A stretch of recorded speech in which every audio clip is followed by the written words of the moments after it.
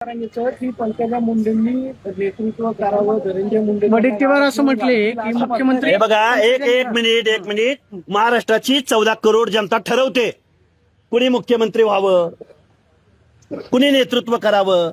मनोज जरांगेने ठरवल्यामुळे ते होणार आहेत का? वडेट्टीवार पण म्हटले ना. हे बघा, वडेट्टीवारांचं माझं म्हणणं असं आहे, वडेट्टीवार साहेबांना पंकजाताई मुख्यमंत्री व्हावं असं वाटत असेल, माझं त्यांना आव्हान आहे. पंकजाताई एका पक्षाच्या नेत्या आहेत, मंत्रिपदावर आहेत. जर ओबीसीच्या मतांची गरज काँग्रेसला वाटते तर काँग्रेसनं वडेट्टीवारांना मुख्यमंत्री म्हणून जाहीर करावं ना.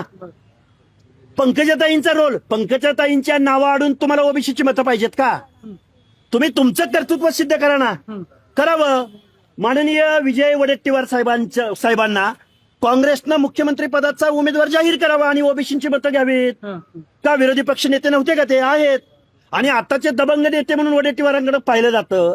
तुम्हाला कशाला? पंकजाताई त्यांच्या पक्षामध्ये आहेत. एक मिनिट, पंकजाताई भाजपच्या नेत्या आहेत, कॅबिनेट मंत्री आहेत, गोपीनाथराव मुंडेंच्या त्या वारस आहेत. अरे तुम्हाला आयात कशासाठी करावी लागते? मात्र आता ती ओबीसी मंडल यात्रा जी निघाली त्या यात्रेचं तुम्हाला निमंत्रण होतं हे बघा, निमंत्रण हे बघा, भौगोलिक प्रदेश, ओबीसी मोठे नेते आहात, राज्यामध्ये आंदोलन करताय, एवढ्या मोठ्या घटकाचा तुम्ही आवाज उठवताय, तुम्हाला निमंत्रण दिलं होतं का नाही? अरे निमंत्रण हे बघा, ते आहेत विदर्भामध्ये, चंद्रपूरमध्ये, ब्रह्मपुरीमध्ये ती यात्रा निघती. आम्ही जाऊ ना.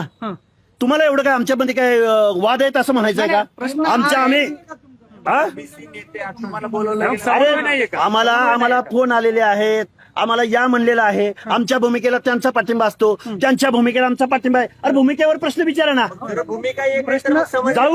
जाऊ ना. अजून कुठे संपलंय? ते संपलंय कुठं आंदोलन? कुणाचा? अरे माझा विरोध असायचा प्रश्न काय? मी ओबीसी साठी भांडतोय. एक मिनिट ऐका, काँग्रेसच्या राजकारणावर मी बोलतोय. पंकजाताईंना विरोध असायचा काय प्रश्न आहे माझा? पंकजाताई ओबीसी नेत्या नाहीत का? कुणाचं? पंकजाताईचं राजकारण कोण? मनोज जरांगे काय ज्योतिष आहे का? काय मनोज जरांगेला काय कळतं त्यातलं? आणि ते काय बोललं म्हणून राजकारणात परिणाम होतो का? त्याला एका ग्रामपंचायतीचा सरपंच निवडून आणता आला नाही, स्वर्गीय देशमुखांच्या कुटुंबातला माणूस निवडून आणता आला नाही, आणि बघून घेईल. काय बघणार आहे तू? आहे कोण तू? मस्साजोगची ग्रामपंचायतीचा सरपंच निवडून आणता आला नाही त्याला. कशाला दुसऱ्यावर टीका करतो तू? ह्याचा संपवतो आणि त्याला संपवतो, आणि राष्ट्रवादीला बोलतो धनंजय मुंडेंना जर मंत्री केलं तर आम्ही तुम्हाला बघून घेऊ. अरे तू एक ग्रामपंचायत निवडून आणू शकला नाहीस? एवढी सहानुभूती असताना तिथं तू काय बोलतो रे? आणि कुठली भाषा बोलतो हा?